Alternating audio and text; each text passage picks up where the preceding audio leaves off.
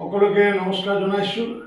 ইতিমধ্যে ছেমিকণ্ডাক্টৰনো কি সেই সন্দৰ্ভত পাঠশালাত জন্মগ্ৰহণ কৰা বজালীৰ সুসন্তান আৰু অসমৰ সুসন্তান আৰু আমেৰিকাত কৰ্মৰত বিজ্ঞানী ডক্টৰ ভাস্কৰ চৌধুৰীয়ে ইতিমধ্যে ছেমিকণ্ডাক্টৰ সন্দৰ্ভত কিছু আপোনালোকক আভাস দিছে। দুটাকৈ মোৰ লগত হোৱা সাক্ষাৎকাৰ যথেষ্ট উপকৃত হৈছে, বিশেষকৈ ছাত্ৰ ছাত্ৰীসকলে, কাৰণ ছেমিকণ্ডাক্টৰ সন্দৰ্ভত আমাৰ বহুতে ধাৰণা নাছিলে।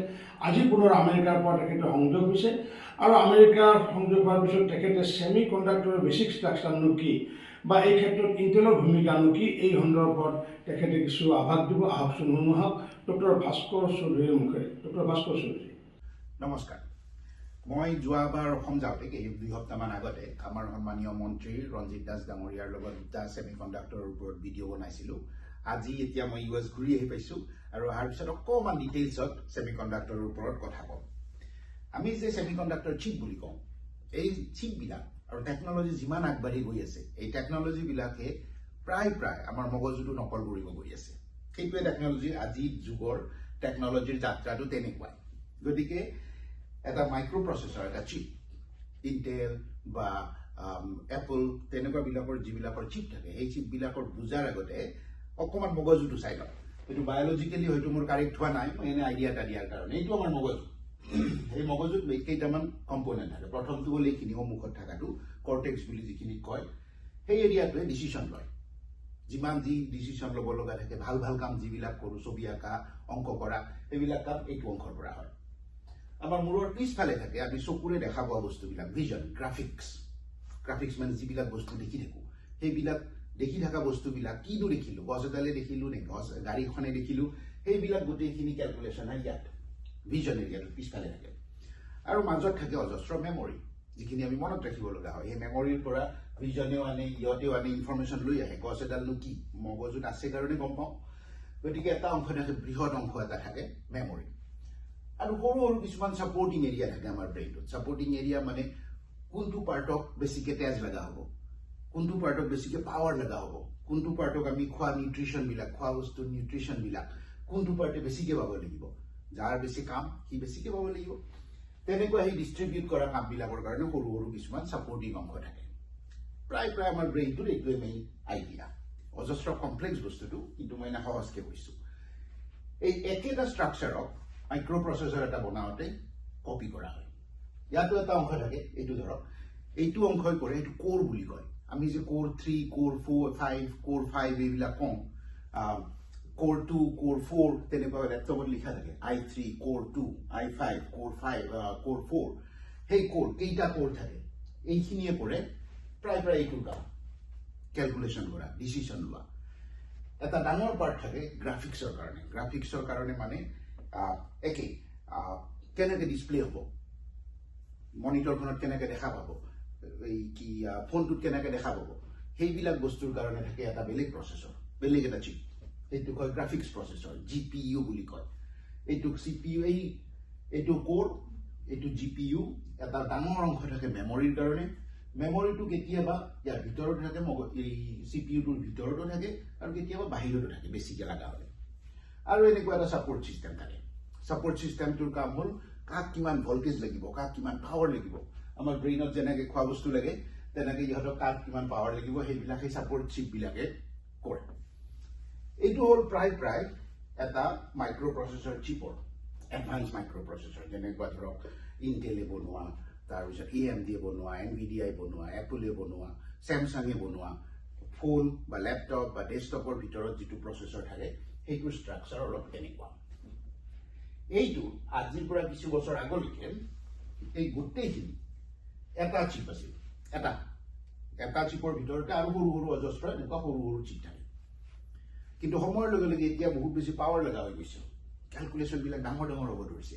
সেই কেলকুলেশ্যনবিলাক ডাঙৰ হোৱাৰ কাৰণে আজিকালি এইবিলাক বেলেগকৈ বনায়। এইটো এটা বেলেগকৈ বনায়, এই গ্ৰাফিক্সটো বেলেগকৈ বনায়, মেমৰিখিনি বেলেগকৈ বনায়, এই ছাপৰ্টিং চিপবিলাক বেলেগকৈ বনায়, তাৰপিছত সিহঁতক লগাই দিয়ে। এই ইণ্টেল যিটো এই মাইক্ৰ' প্ৰচেছৰ CPU বনোৱা মেইন কোম্পানী আছিল, 80s 70s ষ্টাৰ্ট হৈছিল। তেওঁলোকে এই চিলিকন ভেলী ষ্টাৰ্ট কৰিছিল কেলিফৰ্ণিয়াত। আৰু তাৰ পৰা মই য'ত থাকোঁ, এইখিনি জেগাৰ নাম হ'ল পৰ্টলেণ্ড, এইখিনিক কয় চিলিকন ফৰেষ্ট বুলি।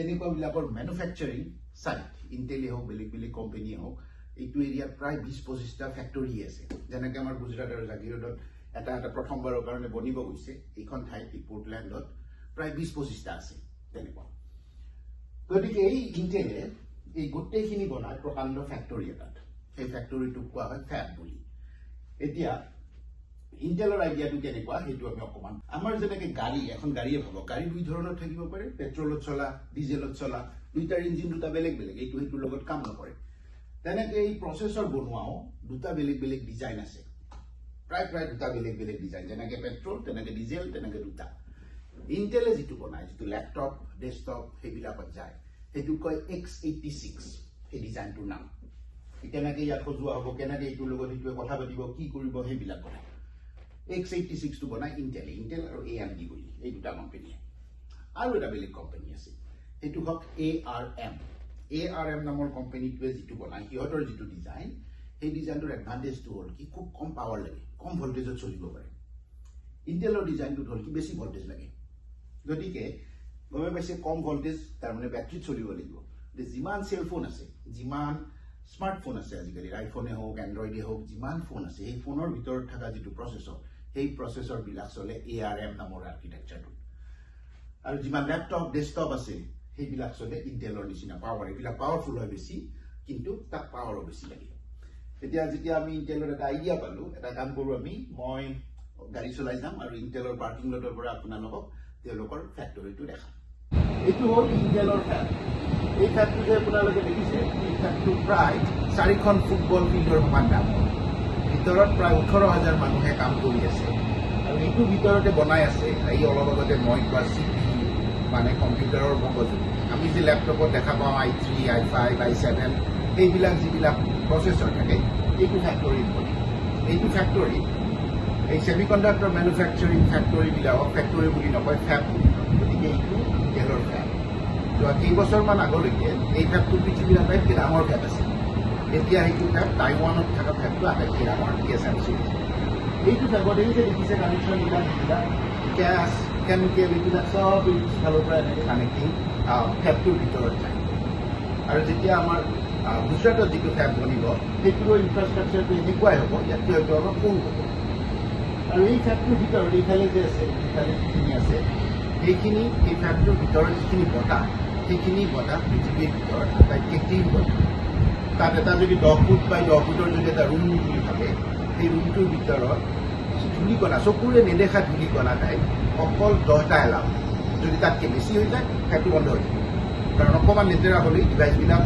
কাম নকৰে আৰু এইফালে বিভিন্ন অফিচ বিল্ডিং আছে এইটো ফেবৰ পিছফালে আছে অফিচ তাত সেই অফিচ বিল্ডিঙতো মোৰে অফিচ আছিল আগতে সেই অফিচবিলাকত প্ৰায় 3-4 হাজাৰ মানুহে কাম কৰে সেই ইঞ্জিনিয়াৰ ছিনিয়ৰ ইঞ্জিনিয়াৰ আৰু সেই 3-4 হাজাৰৰ 3-4 হাজাৰেই PhD গতিকে এই বিল্ডিংটোত PhD থকা মানুহৰ সংখ্যাৰ ঘনত্ব আটাইতকৈ বেছি US ভিতৰত প্ৰবেবলি পৃথিৱীৰ ভিতৰতে গতিকে এইটো হ'ল ইণ্টেলৰ ফেব আৰু ইয়াতকৈ বেছি ভিতৰত কেমেৰা এলাউড নহয় গতিকে মই ইয়াৰ পৰা লৈ আপোনালোকক এটা আইডিয়া দিম আজিলৈ এইখিনিতে ধন্যবাদ জনাইছোঁ আপোনালোকক নিশ্চিত ওপৰত কিছু আপোনালোকে শুনি উপকৃত হৈছে আৰু অহা সংখ্যাত আপোনালোকক আগবঢ়াম ভাস্কৰ চৌধুৰীয়ে নিজে জনাব যে ছেমিকণ্ডাক্টৰ আৰু আৰ্টিফিচিয়েল ইণ্টেলিজেন্সৰ সম্পৰ্ক কি আপোনালোকে সকলোৱে অপেক্ষা কৰিব নিশ্চিত ওপৰত 2 এদিনতে আপোনালোকে পুনৰ ভাস্কৰ চৌধুৰীৰ মুখেৰে কথাখিনি শুনিবলৈ পাব ধন্যবাদ